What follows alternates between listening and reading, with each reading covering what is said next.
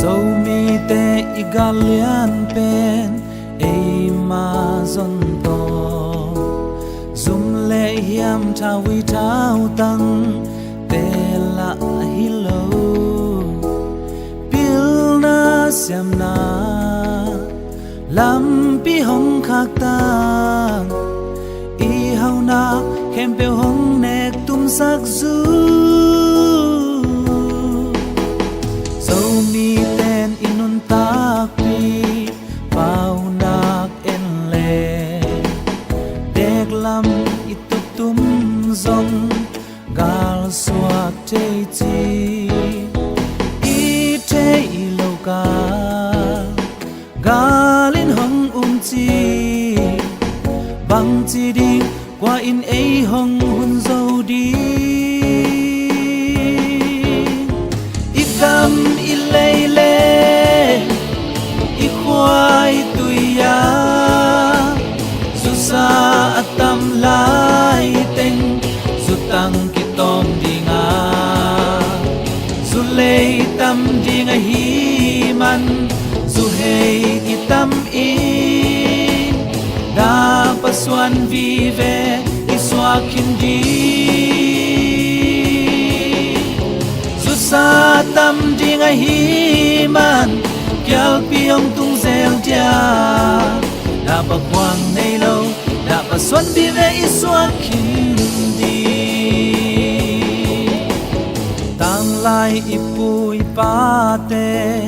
nun tak sia en le chuman na le chi tang na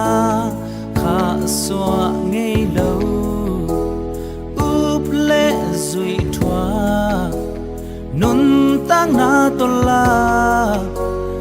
a siang tho a ete huai lim pha swa tu lai Christian inun na in pha ki le chẳng là pi chính loa isep chiang atwa muan hoai tuak loa sot lo in ze phi da pa khoang nin hong lak to sakhin ta ikam ilele ikhwai tuya dù sa atam lai teng dù tăng ki tom đi nga dù lei tâm đi nga hi man dù hey ki tâm i da pasuan vive ki swakin di dù sa tâm đi nga hi man kyal pi hong tung zel dia đã pa quang nei lo đã pa xuất vi nei xóa kín đi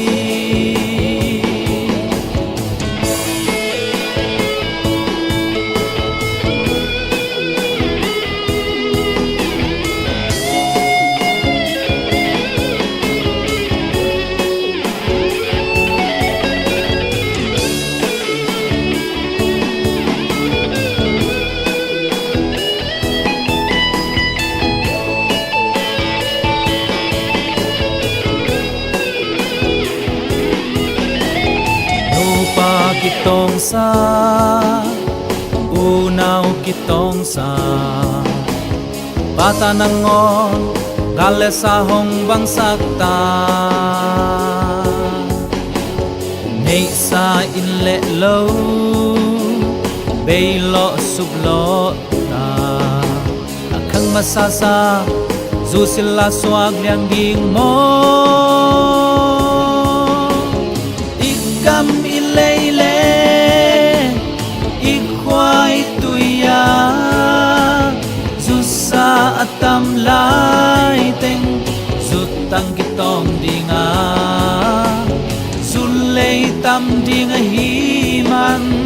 zu hei kitam in da pasuan vive kiswa kindi zu sa tam dinga hi man kyal piang tung zel dia da pa quang nei lo da pa xuân bi về xóa kín đi ít gam ít lê lê ít khoai tui ya lem na kumpi Giêsu mang sakki uk sakni chun nei pen pen in koi in lung kim sak peu le da pa khoang sang day hoài zo tham lai da pa xuan te hi non lo Giêsu xuan xoak tia ut leng ut cây leng mi ham ba min lom sa te hi ta ut leng ut cây leng mi ham ba min lom sa te hi ta